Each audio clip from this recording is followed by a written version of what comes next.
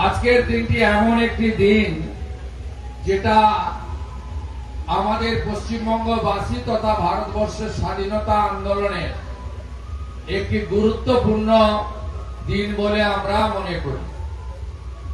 এই club Rajarampur Matangini sporting ক্লাবও মা মাতঙ্গিনীর নামে 1942 সালে 9 আগস্ট ভারত ছাড়ো আন্দোলন শুরু হয়েছিল।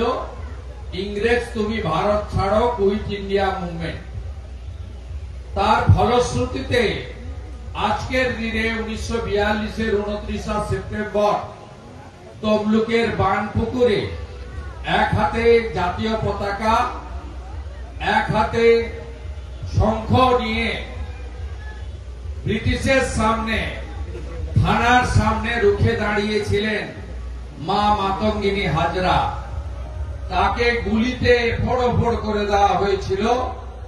তার রক্তে তমলুকের বানপুকুর ভেসে গেছিল এবং তিনি বন্দে মাতরম মন্ত্র মধ্য দিয়ে তার দেহত্যাগ করেছিলেন, আত্মবলিদান করেছিলেন, যার ফলশ্রুতিতে 1942-এর 17 ডিসেম্বর তাম্রলিপ্ত জাতীয় সরকার সর্বাধিনায়ক সতীশ বাবুর নেতৃত্বে আমরা মেদিনীপুরবাসী স্বাধীনতা ঘোষণা করেছিলাম।